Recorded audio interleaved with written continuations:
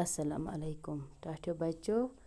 ٲسۍ परान कौरन हंद कारनाम आज परो अस कौरन हंद कारनाम ब्रोकन दोयम पीरियड गो शुरू मैडम जी आय क्लासस मज सारे कौर छ नो सबक परनस प्रारान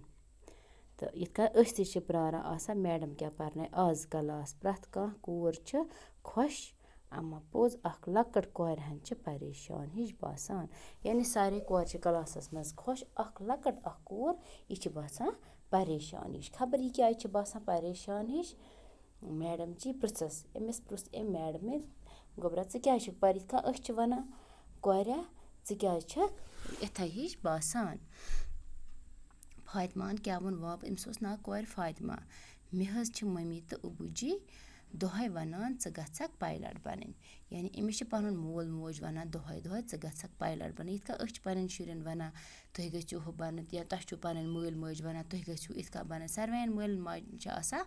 मतलब वारिया शौक सन शुर गछन कि खास कारनाम करन गछन मतलब गछन जिंदगी हंदिस शोबस मज ब्रोट पकन इथे कन ओस अमिस फातिमा ते पन अबू जी तो मम्मी वोनमुत च गछक पायलट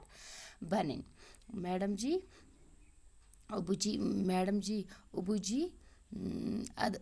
मैडम जी वन अमिस वापस अद जान है गो दपान ठीक गो अद मोल तो मोज वन गो प्रथ कंस मोलिस माज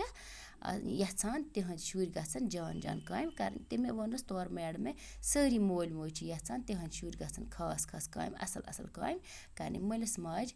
कबीलुक तो मुल्कुक नाव गछन नेशन यानी तिम गछन पनिस मलिस माज हुन मुल्कुक तो कबीलुक नाव गछन मतलब बुलंदी पर वातनावन यानी तम गछन थजरस वातनावन पनिस मलिस माज हुन कबीलन हुन रिश्तेदारन तमामन हुन नाव गछन रोशन करन इथे कनन छ रजनी वना अमिस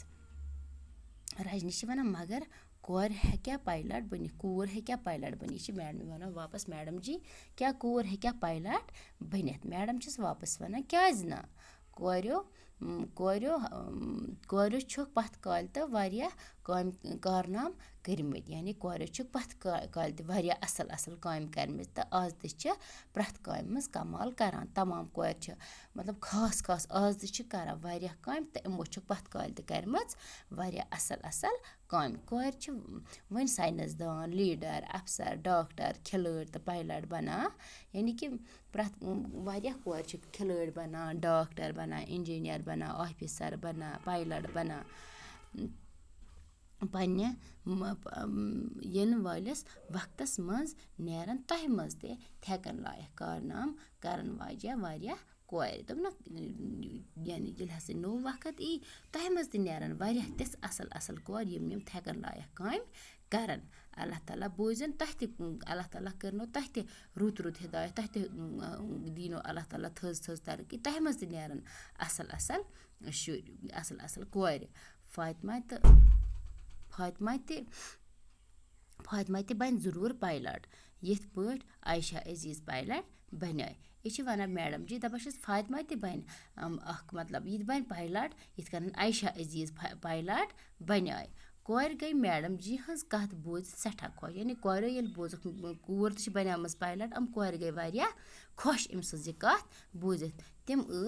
पूर तवज्जो सान मैडम जी हज कत बोजान तम हसा मैडम जी हज कत तवज्जो सान बोजान तामत पृछ रजियान तामत पृछ मैडम रजियान वापस रजिया मैडम जी कुन यह आयशा अजीज कुस हज रजिया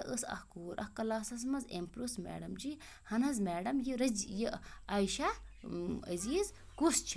एम वनस यानी एम पृछ अमिस यह कुस गई तो अमी मूजूब यानी दोक एस काम कर अमो वो पृछुक अमिस यह कुस वो परो ब्रोह कुन यह हना तो आज परो इसी हना शुक्रिया बच्चों।